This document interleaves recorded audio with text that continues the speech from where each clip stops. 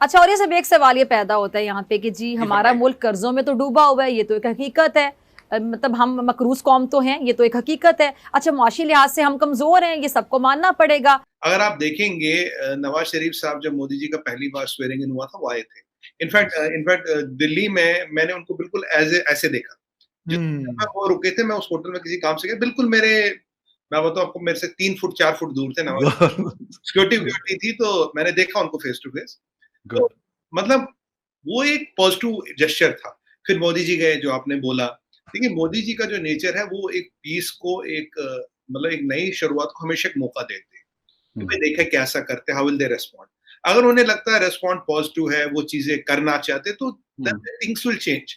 But after some time he will make his decision. अगर उन्हें लगा नहीं यार चीजें नहीं बदल रही है, फिर वही चीजें, चाहे वो मजबूरी है, वो कंपल्सन है, या वो मेरी मर्जी है, whichever the reasons are. क्योंकि पाकिस्तान में बहुत सी चीजें are done under compulsion, even if the politicians do not want.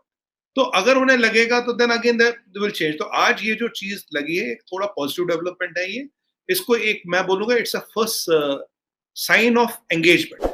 तो मुझे लग रहा था, उनको लग रहा था कि भाई नियाजी साहब के पास एंगेज करके होगा भी क्या, ना इनके पास पावर है, ना इनके पास कंट्रोल है, वैसे ही ये जिनों से पूछ पूछ के सारा करते हैं। तो अब जिन अप्रूवल दे ना दे, तो उन्होंने कहा यार छोड़ो, अभी इनको रहने दो, जब कोई दूसरा आएगा तब बात करेंगे। देखिए, शहबाज शरीफ साहब 3 बार तो सीएम रह चुके हैं, तो पुराने पॉलिटिशियन है, तो ऐसा है नहीं। और ये देखिए, खानदानी पॉलिटिकल फैमिली से आते हैं। और आपकी बार इनके साथ जरदारीज और भुट्टोज भी हैं। ये कॉम्बिनेशन है आपकी बात, it is not only one party. इसमें जरदारी भी, इसमें भुट्टो। और आप तो सोचने में यार कि बिलावल भुट्टो साहब शायद फॉरेन मिनिस्टर बन रहे हैं या बन चुके हैं अब तक।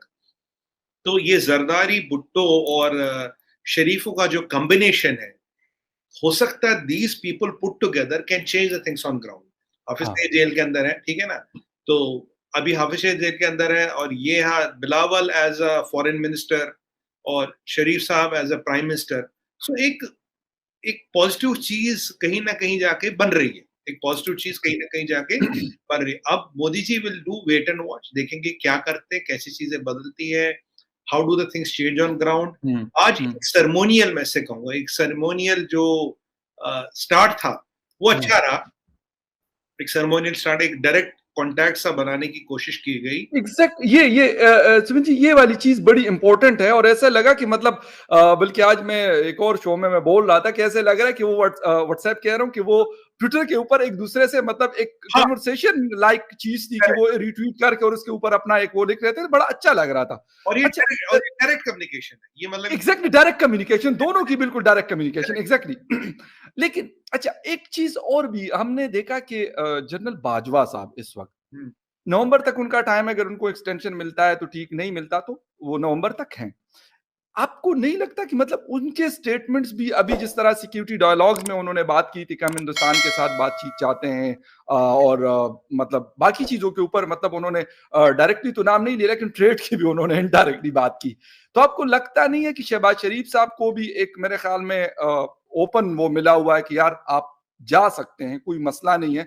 मोदी जी का तो वहां पे आप लोगों की तरफ तो ये वाली चीज नहीं है, लेकिन हमारी तरफ तो ये मसले हैं, अब कम हुए हैं। वैसे मैंने ये देखा है कि अब काफी कमी उस चीज में वाकया हुई है, जो हमारे मतलब फॉरेन पॉलिसी और इन चीजों में। लेकिन फिर एक है, मजबूरियां होती हैं, मैं ये नहीं कहता कि नहीं। तो ऐसा नहीं लगता कि मतलब हो सकता है कि मियाँ शहबाज शरीफ साहब और मोदी जी की हो सकता है, मैं ये मेरी अपनी असेसमेंट है, maybe I am wrong, क्योंकि मैं इस्लामाबाद में बैठा हूं और आप न्यू दिल्ली में बैठे हुए हैं, कि हो सकता है कि इनकी कोई फोन पे बातचीत हो सकती है दोनों की आपस में, और ये जो बात आज ट्विटर पे हो रही है या कल ट्विटर पे हो रही थी, ये आगे जाके फोन कॉल में और आगे जाके फिर हो सकता है किसी मतलब मुलाकात में भी कन्वर्ट हो सकती है। देखिए देखिए, संभावनाएं पूरी है। डिप्लोमेसी में कभी भी ऑप्शंस क्लोज नहीं किए जाते। अगर आप ऑप्शंस क्लोज भी करते हैं, there is a saying, you always keep a window open. एक छोटी सी खिड़की तब भी खुली रखते हैं आप, कि पता नहीं इस खिड़की को दरवाजे में कब बदलना पड़े। क्योंकि डिप्लोमेसी में कभी वो 0 और 1 वाला है। Diplomacy leaves in shades of grey, ना ब्लैक ना व्हाइट। तो ऐसी चीजें चलती है। और मोदी जी का तो कहना है भाई टेररिज्म खत्म करिए, इनको सपोर्ट करना बंद कीजिए, चीजें हो सकती है, रिलेशन आगे बढ़ सकता है।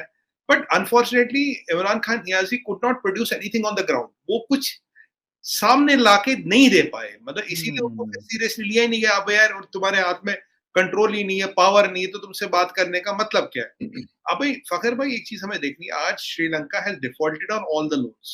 उन्होंने अनाउंस भी कर दिया सर, अनाउंस कर दिया, they defaulted on technically Sri Lanka is bankrupt today. Yes, तो श्रीलंका से हमें एक सबक तो जरूर सीखना, जो मैं पहले भी आपको कह रहा था, Sri Lanka is a test case कि भाई चाइनीज इन्फ्लुएंस, चाइनीज पैसा लेके कहीं ऐसी स्थिति ना हो जाए, क्योंकि पहले जिंदा रहना जरूरी है, देश की जनता को प्रोटेक्ट करना, उनके इंटरेस्ट को प्रोटेक्ट करना जरूरी है, देश को चलाना जरूरी है, बाकी मसले चलते रहेंगे।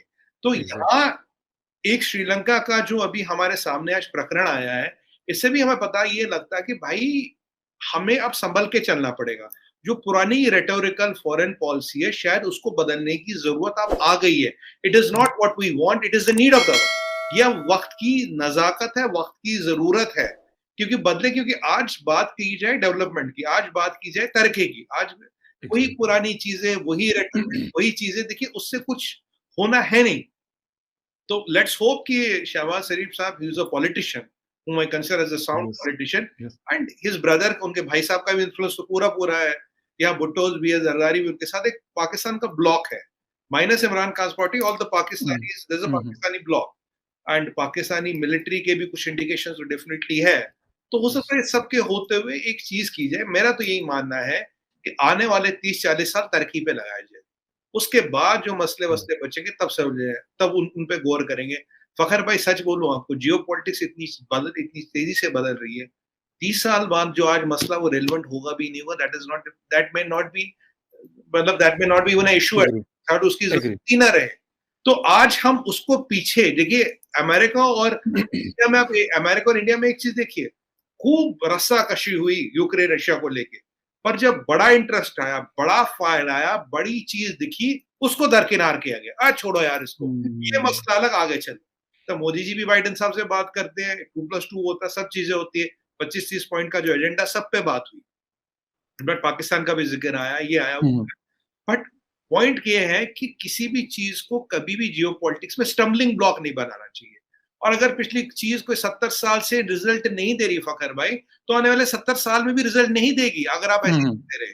तो it is the time for Pakistan to relook at its foreign policy को चेंज करे और आगे बढ़ने की कवायद करे, और मौका अच्छा है, साइंस अच्छे हैं। मैं तो ये बोलूंगा एक छोटी सी शुरुआत है, पर शुरुआत भी अच्छी है। Let's hope and pray it kind of moves ahead. और अगर मोदी जी ने कुछ कह दिया, बात हो गई, फिर